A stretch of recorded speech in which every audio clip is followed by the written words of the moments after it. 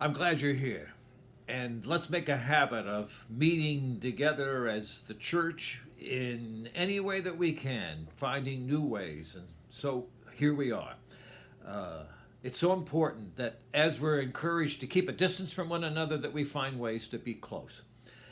Christ of St. Stephen's is a community, and we've learned in this whole experience something that we knew all along, that the building is not the church. We are the church, however we meet, wherever we meet, and let's keep meeting. You might ask, why am I the one speaking to you today? Well, in all of this change that's going on, some things don't change. And one thing that doesn't change is the rota of who's supposed to preach on what Sunday. And this is my Sunday. And so here I am.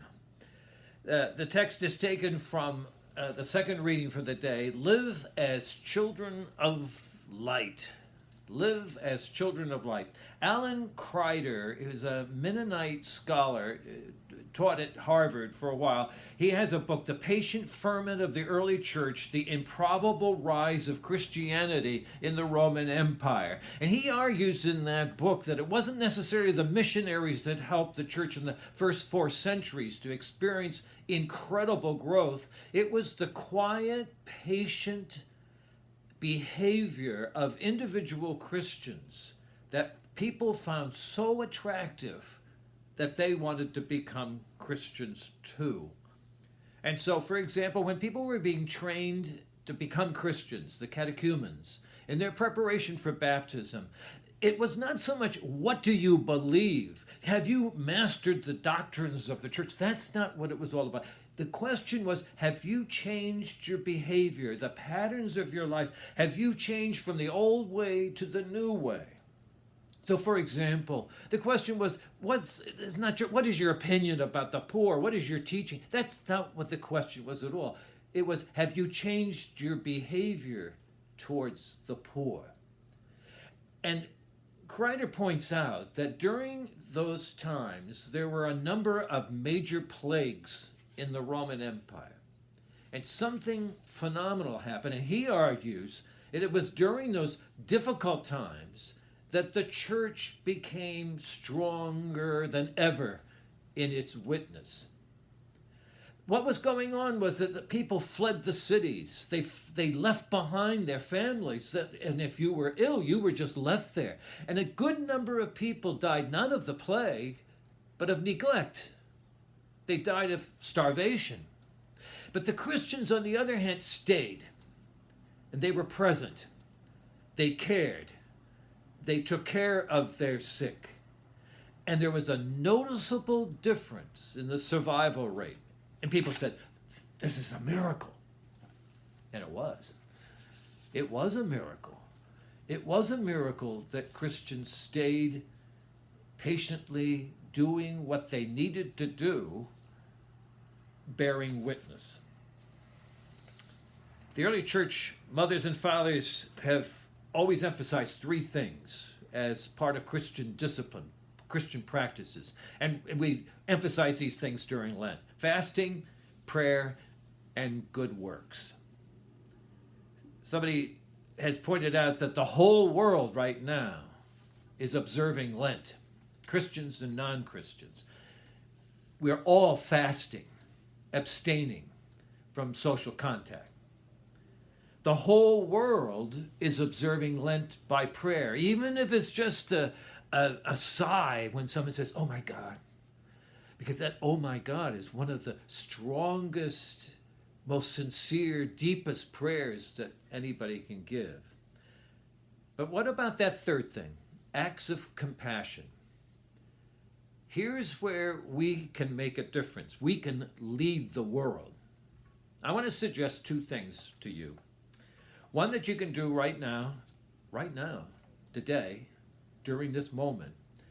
And one that you can do for what is going to be one of the longest Lents that we've ever experienced. For today, I want you to make a spiritual communion. Most of us don't have a priest in the house. And in this house we do. June and I will celebrate the Eucharist, and with special intentions for you and for your communion today, for your receiving of the body and blood of Christ. Remember that the church has always taught that if you cannot receive the sacrament through your mouth, receive the bread and the wine, and we usually were thinking of it because of some illness, but if you cannot do that, you can make a spiritual communion. You can be in communion. You can receive the body and blood of Christ. There's a suggested prayer that you can say today. My Jesus, I believe that you are present in the most blessed sacrament, the one that we receive in church. I love you above all things, and I desire to receive you into my soul. Since I cannot now receive you sacramentally, come spiritually into my heart. I embrace you as if you were already there, and unite myself wholly to you. Never permit me to be separated from you. Amen. The second thing I want you to do is to develop your foreign policy for these next months. Just as you have worked out a new pattern of behavior in terms of social separation and isolation and keeping yourself safe and healthy, I want you to use a guiding principle, and it's the text for the day. Live as children of light. There's so many things that we can do in these months to come.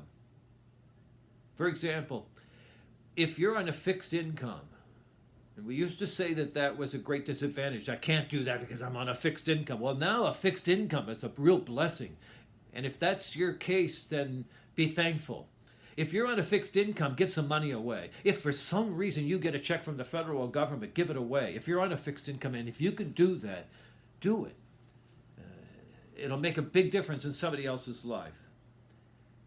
Reach out to your neighbors, especially the people who are alone, people in your building, people who might be isolated and withdrawn. Go to the store for someone. Check in with somebody every single day. Make calls, send texts, even write a letter and put it in the mailbox.